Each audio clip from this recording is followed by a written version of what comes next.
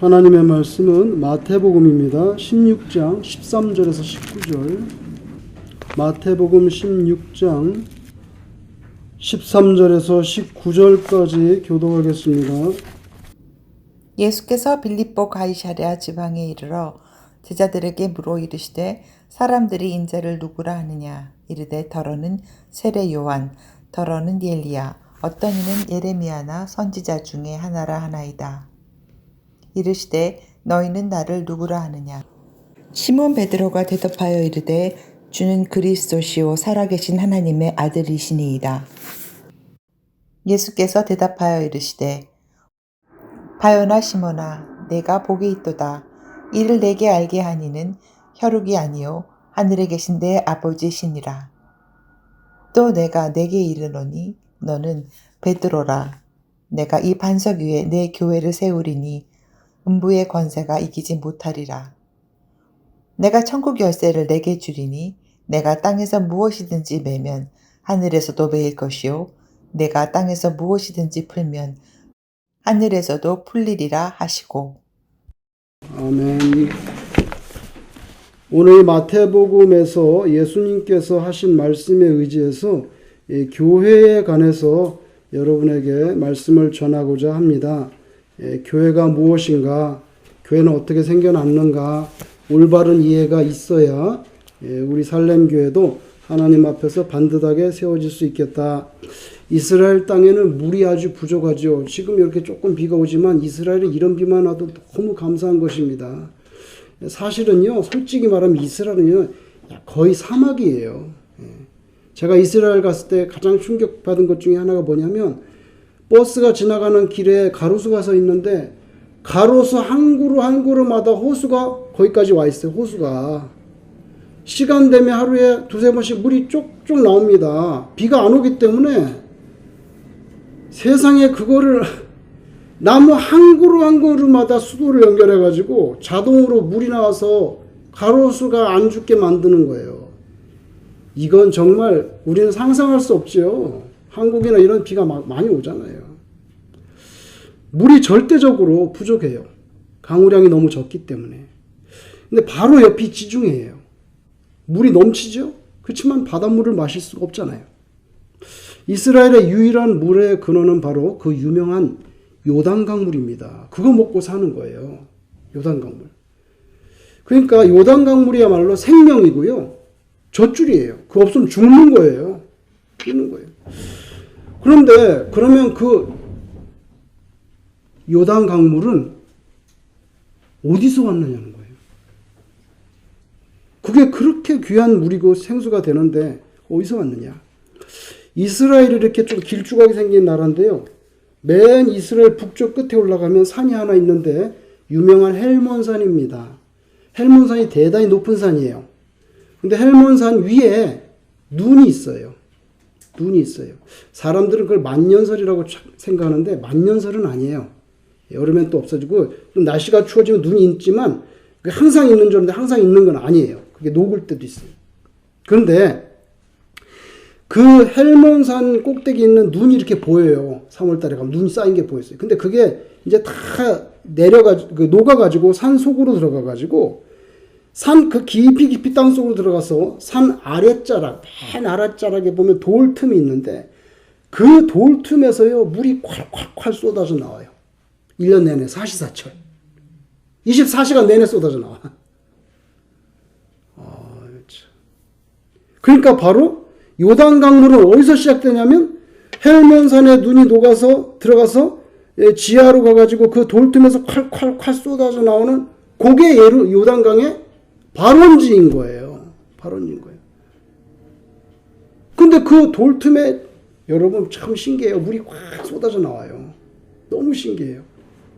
근데 바로 그 돌틈에서 물이 콸콸 쏟아져 나오는 그 동네 이름이 뭐냐면 빌립보 가이사랴예요. 오늘 여러분 읽었잖아요. 13절 나오죠? 예, 나오잖아요. 빌립보 가이사랴 혹은 가이사랴 빌립보라고도 합니다. 그러니까 예수님이 지금 어디에 있는 거예요? 헬몬산 아랫자락에 지하수가 녹아들어서 물이 콸콸 쏟아져 나오는 요단강의 발원지에 지금 제자들하고 있는 거예요. 거기에 가셨단 말이에요. 거기에 가셨어요. 그 이스라엘 땅이거든요. 거기 가셔가지고 야, 도대체 사람들이 나를 누구라고 생각하는가 굉장히 궁금하셨던 것 같아요. 여러분, 거기서 쏟아져 나오는 물이, 콸콸 쏟아져 나오는 물이 바로 들어가는 게 어디냐면 갈릴리 호수예요. 그래서 갈릴리 호수를 채우고요. 갈릴리 호수에서 또 물이 계속 나갑니다. 어디까지 나가면 사해까지 나가요.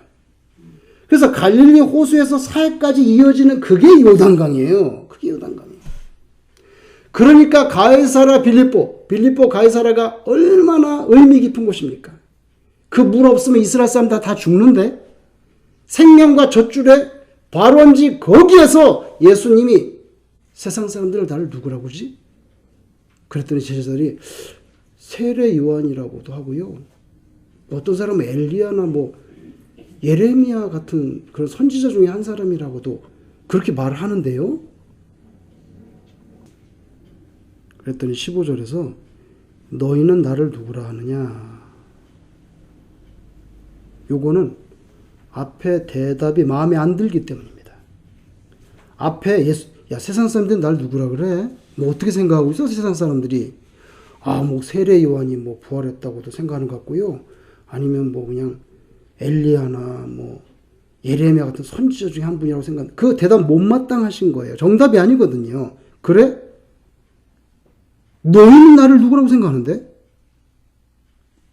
이때 베드로가 엄청난 고백을 오늘 한 거예요. 주는 그리스도시요 살아계신 하나님의 아들이십니다.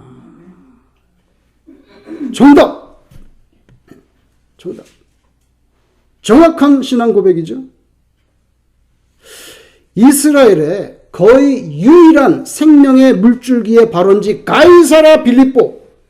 이스라엘 사람들, 제자들은요, 거기가 자기들이 마실 물의 생명의 첫 출발점, 이 가이사라 빌립보가 첫 출발점이라는 걸 너무 잘 알고 있었겠지만, 진짜 그들의 영적인 생명의 참 근원, 내 육신의 이불을 먹고 사는데 내 영혼의 생명의 참 근원은 어디냐? 그건 예수 그리스도. 그거를 잘 알지 못하는 거예요. 그런데 베드로가 이런 고백을 했을 때 예수님의 마음이 얼마나 시원했겠어요? 너무 기쁘고 흡족했을 것 같아요. 예수님이 요한복음 4장 14절에 내가 주는 물을 마시는 자는 영원히 목마르지 아니하리라. 이런 말씀하셨거든요. 바로 예수님은 비유하자면 헬문산의 눈이 녹아서 지하수가 되어 터져 나오는 그 생명의 발원지 같은 게 그 바로 나다. 베드로를 통한 예수님의 정체성에 대한 정확한 고백이 이 가이사라 빌립보에서 쏟아져 나왔다는 거, 이거 대단한 의미를 갖는 거죠. 대단한. 그래서 가이사라 빌립보라는 동네가 중요한 거예요. 중요한 거예요. 안 가보신 분도 꼭 한번 가보시면 좋겠는데, 정말 거기 가면요, 예수님이 여기에서 너희는 나를 어떻게 생각하냐 했을 때 베드로가 그렇게 고백했을 때 그 지하의 틈, 바위 틈에서 흘러나오는 콸콸 쏟아져 나오는 그 시원한 물처럼 예수님의 마음이 아주 시원했을 것 같아요. 근데 지금 거기 가면요, 아직도 고대 유적들이 폐허가 된 채로 남아 있는데요. 아이러니컬하게도 거기 가면은 이방 우상 섬기던 신전들이 많이 있어요. 하나님을 섬겨야 될 이스라엘 땅에, 더군다나 생명의 젖줄이라고 하는 요단강의 발원지에 아이러니컬하게도 이방 우상을 섬기던 로마의 잡신들, 헬라의 잡신들, 또 황제를 섬기던 아우구스 황제 섬기던 신전, 뭐 숲속에 목축의 신 판 신전 가면 그냥 즐비하게 놓여 있습니다. 거기서 막 사진 찍고 난리죠. 관광지니까. 그런데 사실은 신앙적으로 보면 치욕이에요. 거기가 다 거룩한 땅이고 하나님이 택한 백성들의 땅인데 거기에 우상단지들만 잔뜩 남아있어요. 이게 예수님 당시에 얼마나 이스라엘이 영적으로 타락해 있었는지를 지금까지도 우리에게 보여주는 거예요. 너희는 나를 누구라고 하느냐? 이 질문은요, 2000년을 뛰어넘어서 12제자들에게만 하는 질문이 아니라 바로 저와 여러분에게도 동일하게 주시는 질문인 줄로 믿습니다. 세상 사람들은 예수님은 윤리적인 교사, 도덕적인 모범, 마하트마 간디 기독교인 아니에요. 그렇지만 예수를 존경해. 왜? 한쪽 뺨 때리면 다른 쪽 뺨도 내려라. 비폭력 무저항주의. 마하트마 간디가 예수님의 가르침에서 배운 거거든요. 자기는 예수를 믿진 않지만 존경한단 말이에요. 도덕적인 교사로, 윤리적인 모범으로, 비폭력 무저항주의의 창시자로, 뛰어난 철학자로, 공자 같은 스승으로, 고대 유대의 어떤 예언자 중에 한 사람으로 이런 식으로 생각할 수 있지만 전부 정답 아닙니다. 오늘 베드로의 고백이 결정적인 정답이에요. 주는 그리스도시오. 이거 생각해 봐야 돼. 그리스도가 뭐예요? 그리스도가 뭔데? 주는 그리스도시오. 그리스도가 뭐예요? 크라이스트. 그게 뭐예요? 자, 메시아는 뭐예요? 메시아나 그리스도, 메시아나 크리스토스, 이 크라이스트, 그리스도는 같은 뜻이에요. 근데 말이 달라. 이스라엘 사람들이 쓰는 히브리 말로 하면 메시아예요. 그리스 사람들이 쓰는 말, 헬라죠? 헬라, 그리스. 지금은 영어가 이렇게 일반화됐지만 예수님 당시에 일반화된 말은요, 그리스 말이에요. 그러니까 얼마나 그리스가 막강한 거예요. 여러분, 이 동네에 보면 그릭 사람들 살죠? 막강한 사람들이에요. 고대 한때 영어처럼 이렇게 온 세계 언어를 지배했던 헬라어로는 뭐냐면 크리스토스예요. 그게 우리 그리스도라고 번역한 거예요. 크리스토스. 그러니까 메시아는 히브리 말, 그리스 말로는 그리스도. 그릭으로 헬라는. 근데 뜻은 같아. 그 뜻은 뭐냐면 기름 부음 받은 사람이란 뜻이에요. 기름 부음 받은 사람이란 뜻이 히브리어로는 메시아고요. 헬라 말로는 그리스도예요. 같은 말이에요. 그러면은 누가 기름 부음을 받습니까? 세 종류입니다. 왕, 제사장, 선지자. 요 세 종류의 사람만 머리에 기름을 붓습니다. 그러니까 베드로가 당신은 그리스도십니다. 뭐예요? 당신은 왕이시고 제사장이시고 선지자시는 거예요. 더 포괄적으로 말하면 구약 내내 기대했던 메시아, 기름 부은 사람, 궁극적으로 이 땅을 구원할 구세주, 이 세상을 구원하실 구원자이십니다. 이 표현이란 말이에요. 얼마나 정확하게 표현했습니까? 그죠? 그 다음에 뭐라고 말했습니까? 한마디 더 했죠. 살아계신 하나님의 아들이십니다. 정확한 표현입니다. 근데 하나님의 아들인데 그 하나님은 살아계신 하나님이라는 거예요. 그래서 살아계신 하나님의 아들입니다. 이렇게 표현했어요. 여러분, 부처나 공자나 마음의 신나 전부 실제 했던 인물이지만 다 돌아가셨습니다. 고인이에요. 부활하지 않았어요. 고인이에요. 죽은 사람들이에요. 그러나 하나님은 온 우주 만물의 창조주시고 생명의 근원으로 그분께는 죽음이 없어요. 영존하시는 분이에요. 영원토록 살아계신 유일한 참신. 베드로의 고백은 이렇게 아주 중요한 단어 몇 개로 간단 명료한 고백이었지만 핵심을 찔러주는 귀한 고백이에요. 예수님은 얼마나 기쁘셨는지 이름 하나 지어줄게. 바요나 시모나. 이건 본래 이름이야. 본래 이름. 바요나 시모나. 네가 복이 있도다. 이를 내게 알게 한 것은 혈육이 아니고 이게 뭐야? 공부해서 이렇게 배워서 경험으로 네가 깨달은 게 아니에요. 이거는 하나님이 너로 하여금 깨닫게 하셨구나. 너는 베드로라. 이름을 지어준 거예요. 베드로라고. 원래 이름은 뭐예요? 시몬입니다. 시몬. 바요나. 바는요, 아들이란 뜻이에요. 원래는 히브리 말로 벤이죠. 벤. 여러분, 벤허 아시죠? 벤허가 무슨 뜻입니까? 허씨의 아들이라는 거예요. 허씨의 아들. 한국말로 베너라고 번역됐지 원래 히브리 성경에는 벤훌, 훌의 아들 아시죠? 훌의 아들. 그 훌의 아들이 영어로는 HUR이 돼가지고 한국말로 벤허라고 번역을 하는 거예요. 근데 원래는 벤훌, 훌의 자손. 그처럼 벤은 아들인데 그게 이거 사투리로 아람아익 사투리 되면 벤이 바가 돼. 바.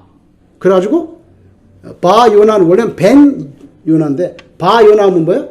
요나의 아들. 그러니까 이 사람 아버지는 이름이 요나예요. 근데 이 사람 이름은 뭐예요? 시몬이에요.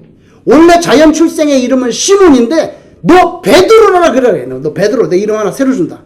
베드로라. 그래서 지금 우리가 베드로가 된 거예요. 그래서 베드로의 이름은 시몬이기도 하고 베드로가 한데 예수님은 그에게 베드로라는 이름을 지어줬어요. 베드로라는 뜻은 반석이란 뜻이에요. 바위. 여러분 조그만 돌이 아니고 조그만 돌 말고 큰 돌. 바위. 그래서 헬라어로 페트로스. 그 영어로 뭐가 됐죠? 피러가 된 거잖아요. 피러. 그 영어가 피러가 거기서 나온 거예요. 베드로, 피러, 페트로스 이 다 같은 말이에요. 여러분 그 이스라엘 남쪽에 가면 요르단 땅에 유명한 관광지 페트라 있잖아요. 가보신 분들 있을 거예요. 페트라가 페트로스의 여성 명사예요. 바위란 뜻이에요. 그냥 그거 전부 돌덩어리거든요. 그 동네가. 그래서 페트라라고 된 거예요. 별거 아니에요. 그냥 바위란 뜻이에요. 그 동네가 돌산이기 때문에. 여러분 여기에 좀 설명이 필요해. 예수님께서 너는 베드로라 그러면서 베드로 반석이죠. 이 반석 위에 교회를 세우시겠다. 그리고 내가 너에게 천국 열쇠를 주겠다. 이렇게 말씀하셨어요. 여기 설명이 좀 필요해요. 여러분 너는 베드로다. 반석이야. 내 이름을 새로 지어줬어. 근데 이 반석 위에 교회를 세우고 내가 너에게 천국의 열쇠를 주겠다. 요거를 문자 그대로 받아들인 것이 로마 카톨릭이에요. 천주교예요. 그대로 문자 그대로 받아들였어요. 그래서 예수님이 베드로 위에 교회를 세우시겠다 했단 말이에요. 그러니까 교회에서 제일 위대한 사람 누구예요? 베드로예요. 그래서 카톨릭에서는 베드로가 말하자면 로마의 제1대 초대 교황이에요. 1대는 베드로, 그 다음에 쭉 해서 오늘날 교황까지 온 거예요. 왜냐하면 이걸 그대로 그 문자 그대로 받아들였기 때문에. 그런데 오늘 본문의 축복의 말씀은 실제 베드로라고 하는 한 개인 위에 교회를 세우시고 그 개인에게 천국 열쇠, 천국문 들어가는 문 열고 닫을 수 있는 열쇠를 주신 것이 아닙니다. 잘 보세요. 바요나 시몬처럼 누구든지 주는 메시아시요, 주는 그리스도 구세주시요, 살아계신 하나님의 아들이십니다. 요 똑같은 고백을 하는 모든 사람들은 다 제2의 베드로, 제3의 베드로, 제4, 5, 6의 베드로가 되는 거예요. 그래서 실제 교회는요, 2000년 전에 살았던 베드로라고 하는 그 한 개인 위에 세우신 것이 아니라 그렇게 똑같이 예수님을 고백하는 수많은 사람들의 신앙 고백 위에 교회라는 그런 신앙 공동체가 세워지는 거죠. 이게 카톨릭하고 개신교의 중요한 차이입니다. 굉장히 중요해요. 왜? 여기에서 모든 게 다 갈라져요. 왜 그러냐면 베드로가 초대 교황으로 모시게 됐죠. 계속 이제 교황이 나오는 거예요. 개신교는 시몬을 막 그렇게 교황처럼 모시고 그러지 않아요. 시몬은 그냥 예수님께 칭찬받은 위대한 신앙 고백자야. 이 본문 뒤에 바로 예수 물었어요. 사탄이라 그랬잖아요. 시몬 뭐 사탄이라 그랬잖아요. 그죠? 사탄이라 그랬어요. 시몬한테. 그리고 그 시몬은 예수님을 몇 번 부인했어요? 3번이나 부인했잖아요. 한 인간이에요. 근데 어떻게 인간 베드로라고 하는 2000년에 살았던 그 사람이 교회를 세우겠어요? 그 사람이 아니라 그 사람이 내뱉은 그 하나님 아버지께서 깨닫게 하신 성령의 감동으로 해서 쏟아져 나온, 가이사라 빌립보에서 그 생수가 쏟아져 나오듯이 바로 그 장소에서 베드로의 입에서 생명의 고백이 쏟아져 나왔어요. 그거를 기준으로 교회가 세워진다는 그런 말씀이에요. 그래서 천주교는 개인 위에, 기독교는 신앙 고백 위에 교회를 세운다고 완전히 짝 갈라졌어요.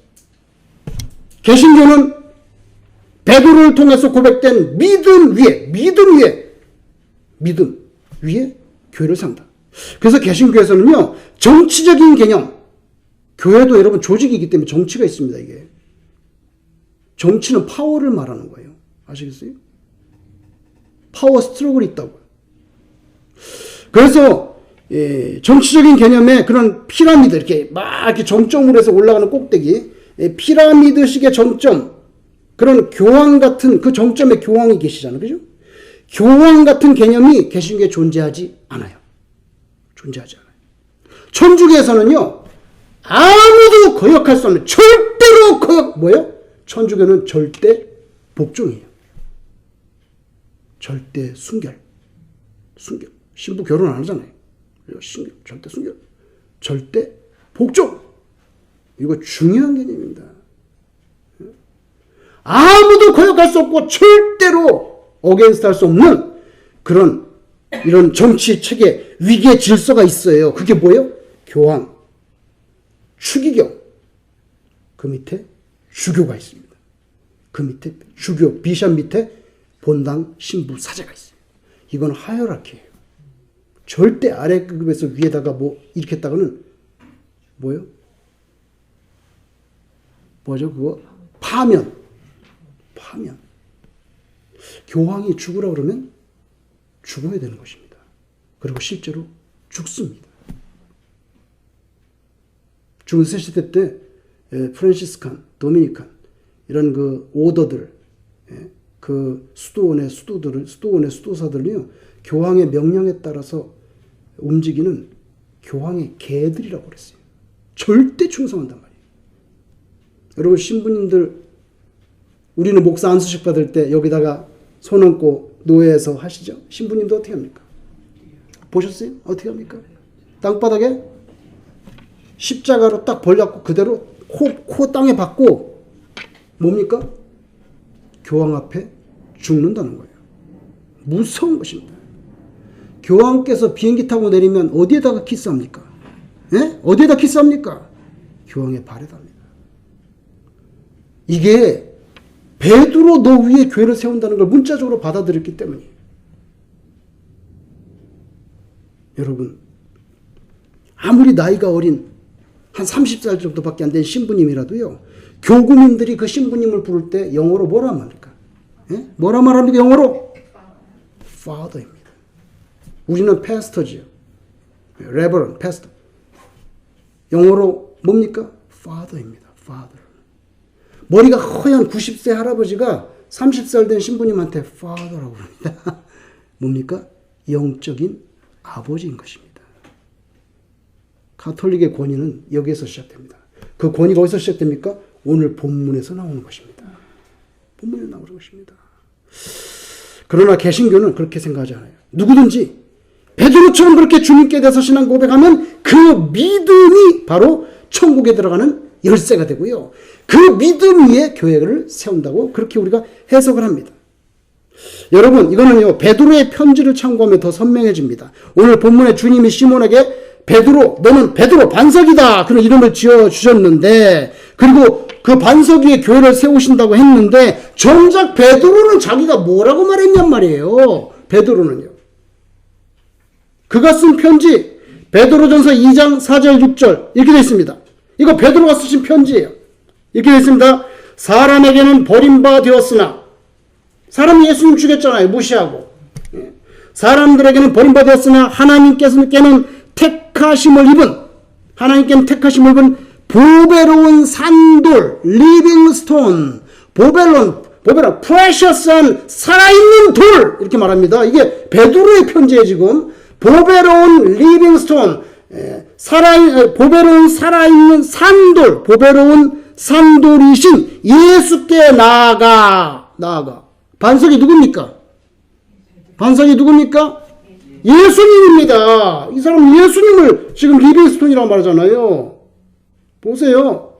보배로운 산돌이신 예수께 나아가. 잘 보세요. 너희도, 이 편지를 받는 사람들이, 너희도 산돌같이 너희도 다 조그만한 리빙스톤이야. 그런 거예요. 잘 보세요. 너희도 산돌같이 신령한 집으로, 신령한 집 뭡니까? As a spiritual house, church입니다.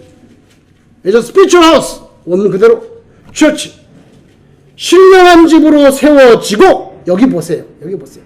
원래 반석은 예수님인데 너희들도 그 옆에 붙는 조그만한 산돌이야. 그래가지고 spiritual house, 신령한 집으로 세워지고, 그 다음 보세요. 예수 그리스도로 말미암아 하나님이 기쁘게 받으실 신령한 제사, 우리로 따지면 예배죠. 신령한 제사를 드릴 거룩한 제사장이 될지라. 그 다음에 성경에 기록되었을 때 보라, 내가 택한 보배로운 모퉁이 돌, 이거 누굽니까?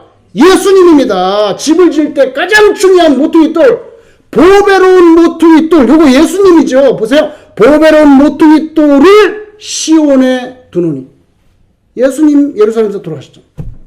시온에 두노니 그를 믿는 자, 여기 보세요. 그 보배로운 모퉁이 돌을 믿는 자는 부끄러움을 당하지 아니하리라. 구원받는다는 것입니다. 여러분, 살아있는 돌, 리빙스톤, 산돌이신 예수님께, 작은 예수 같은 너희들, 산돌 같은 모든 성도들이여 붙어라! 신령한 집, 교회를 세워나가기 위하여! 이렇게 말하는 거예요, 베드로가 지금. 베드로는요, 교회의 기초가 되는 근본 반석, 보배로운 모퉁이 돌을요, 내가 바로 그 보배로운 모퉁이 돌이다. 옛날에 가이사랴 빌립보에서 예수님께서 나한테 얘기하셨어. 예. 나아가! 보배로운 모퉁이 돌이요. 이따위 말은 안 한다는 거예요. 보배로운 모퉁이 돌 예수님이라고 그랬어요. 그죠? 여기 명확하게 손을 긋잖아요. 그러니까 오늘 본문에서 베드로 반석, 이건 영원하신 예수님이에요. 베드로 자신처럼 신앙 고백한 모든 성도들은 그 모퉁이 돌이 계신 예수님 옆에 조그만 돌들로 가지런히 차곡차곡 놓여서 교회를 세워나가자, 이런 말씀입니다. 너희는 나를 누구라 하느냐?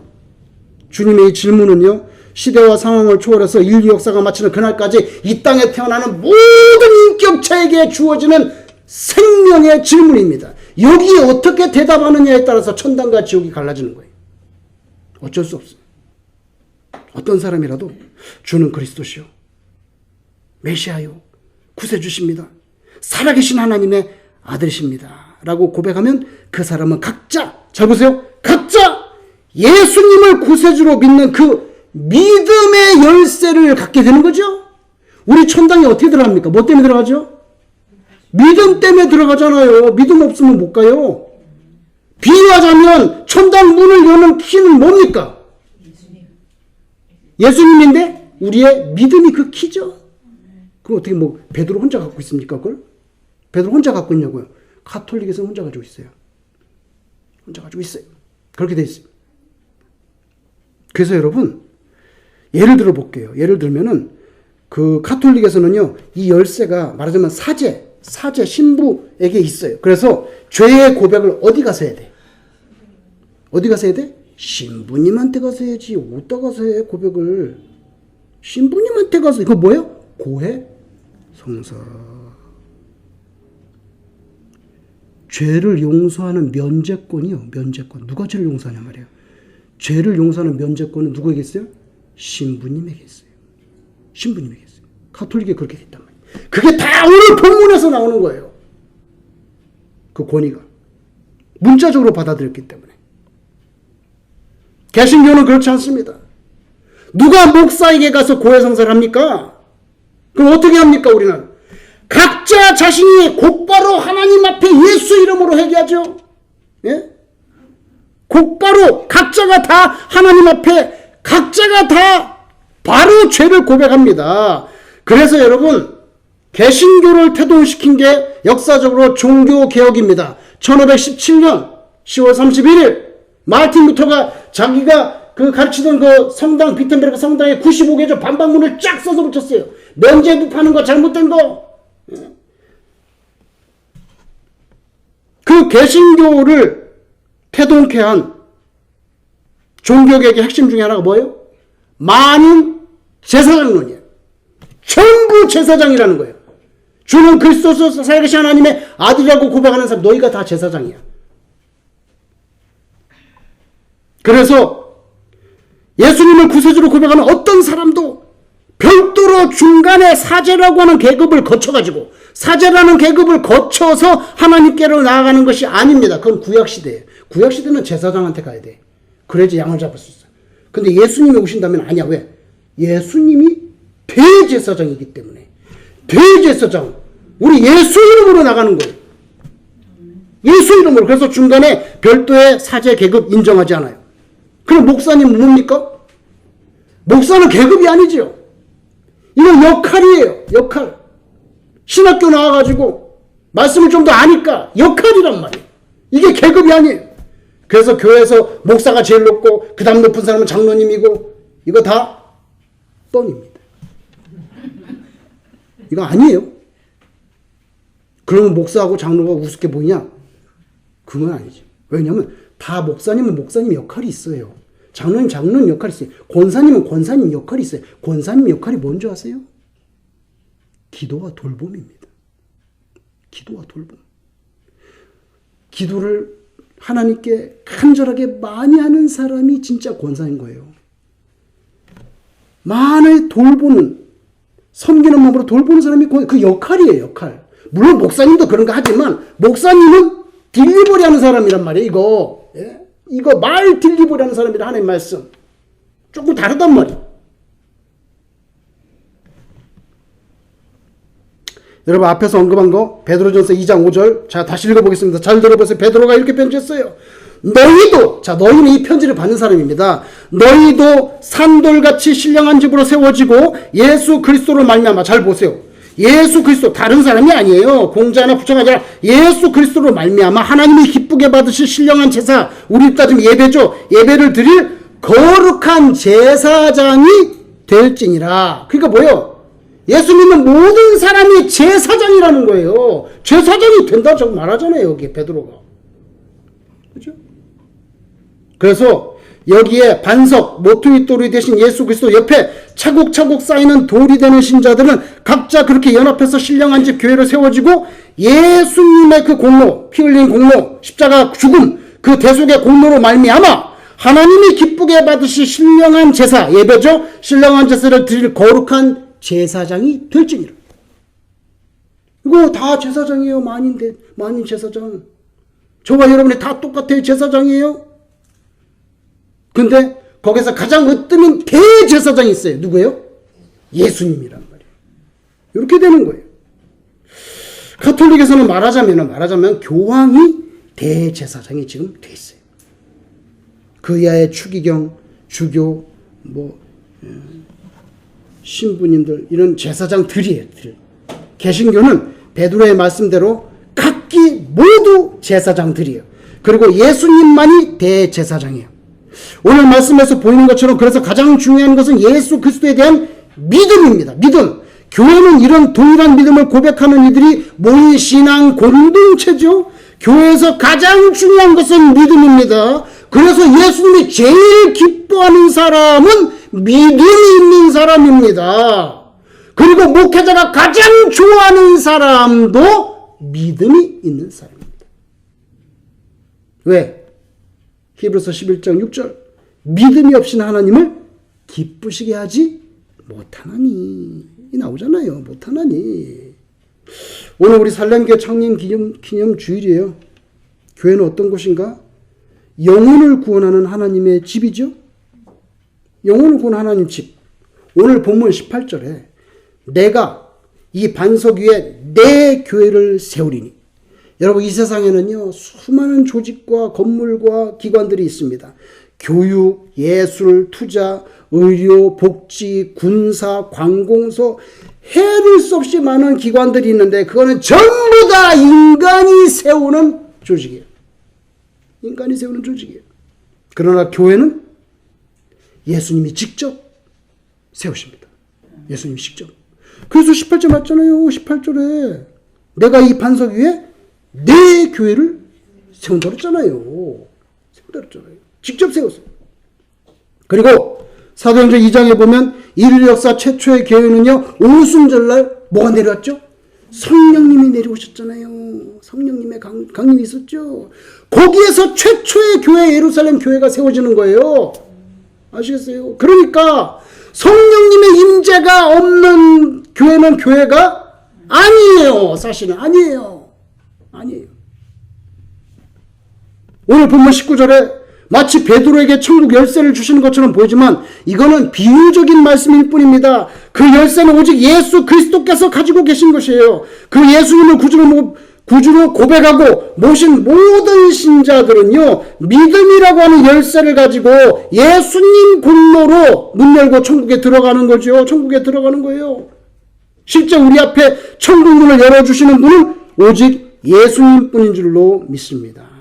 우리 죄를 대신 죽어주신 분이 그분밖에 없기 때문에 주님의 십자가 공로 그 보혈의 은혜로 우리가 천국에 들어가요. 그래서 요한계시록 3장 7절에 예수님은 어떤 분이십니까? 정확히 묘사되어 있습니다.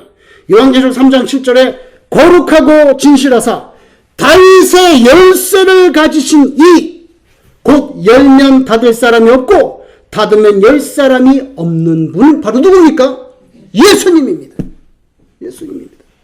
그래서 천국의 문을 열고 닫는 열쇠, 그건 베드로라고 하는 인간이 가진 것이 아니라 예수님이 가지신 거죠. 여러분, 제가 미국 교회도 그렇게 한지는 잘 모르겠는데 한국 교회들은 보면요, 이제 이렇게 개척교를 하다가 교회 빌딩이 세워요. 자기 건물이 생기면 하나님 앞에 헌당식을 하잖아요. 그죠? 헌당 예배를 드립니다. 헌당 예배를 드리면 노회에서 노회장님이 오셔가지고 축사도 하시고 하여튼 길어. 한 2시간에. 그래서 저는 안 좋아해요. 긴 거. 근데 그때 보면요, 예배당 헌당 예배, 헌당식 할 때 한국 교회는요, 거의 거기 들어가 있는 예식 중에 하나가 뭐냐면 열쇠 증정식이 있어요. 열쇠 증정식. 전에 있던 교회에서도 제가 오래된 문서, 50년 전에 그 문서가 찾을 수 없었냐고 다 뒤졌어요. 지하실에 가가지고 도대체 문서, 그 중요한 문서 어디, 그 문서를 찾다 보니까, 광 속에서 문서를 찾다 보니까 광 속에서 여러분 예쁘고 융단으로 덮인 고급지게 보이는 상자 하나가 나왔는데 그걸 열어보니까 황금색 열쇠가 거기에 황금이 아니고 황금색 열쇠가 거기에 있었어요. 오래되고 너무나 오랫동안 돌아보지 않아가지고 그 황금색에 녹이 났더라고. 녹이 난 그 열쇠를 제가 찾았어요. 그래가지고 털어가지고 잘 보이는데 놔두고 왔는데, 보통 예배당 헌당식 때 교회를 지은 책임자 누굽니까? 건축위원장, 보통 어떤 장로님이나 그런 분이죠. 건축위원장이 상징적으로 그 교회 열쇠를 그 아주 예쁜 그 상자에 담아가지고 그걸 갖다가 누구한테 줍니까? 건축위원장이 그걸 담아가지고 누구한테 줍니까? 목사님한테 줍니다. 여러분들은 나중에 누구한테 줘야 됩니까? 여러분, 건축위원장이 그걸 담임 목사님한테 이렇게 상징적으로 드리는 관례가 있고, 아마 그 열쇠도 그렇게 해서 제작돼서, 그건 특별히 제작해야 돼. 예식에 쓰이고, 그 이후에는 광 속에 넣어두고 아무도 더 이상 찾지도 거들떠 보지도 않는 물건이 되어버리는 거예요. 그러나 보통 그렇게 관례적으로 건축위원장이 담임 목사에게 드리는 열쇠 증정식은 제 생각에는 잘못된 예식이라고 생각해요. 잘못된 거예요. 관례적으로 그렇게 하는지 모르지만 저 같으면 그렇게 안 할 것 같아요. 왜 그러냐면요, 그 건축위원장이 그걸 담임 목사님한테 주면 모양새는 좋지만 잘못하면 담임 목사가 그 교회의 주인인 것처럼 그렇게 뉘앙스가 풍기기 때문에 제가 볼 때 그것은 정말로 잘못된 예식이라고 봐요. 그래서 꼭 그 열쇠 증정식을 해야 되는지는 그런 법도 없어요. 그냥 그렇게 한 거예요, 사람들이. 근데 만약에 꼭 그런 열쇠 증정식을 하고 싶다면, 그렇다면 저는 차라리 담임 목사님이 그 열쇠를 들고 우리 구주 예수님, 교회의 머리신 예수님께 드립니다. 이렇게 모든 성도 앞에서 그렇게 하고 제단에 올려놓는 것이 제일 올바른 방식이 아니겠나. 여러분, 열쇠는 성경의 상징적인 물건인데요. 그 천국 문을 여는 열쇠는 목사가 아니라 예수님 것이기 때문입니다. 우리 교회의 근본적인 반석, 예수님. 우리 교회의 열쇠, 누가 가지고 계십니까? 예수님이 갖고 계십니다. 늘 이 두 가지 신앙이 고백되어지는 그런 살렘교회 되기를 주의 이름으로 축원합니다. 기도하겠습니다.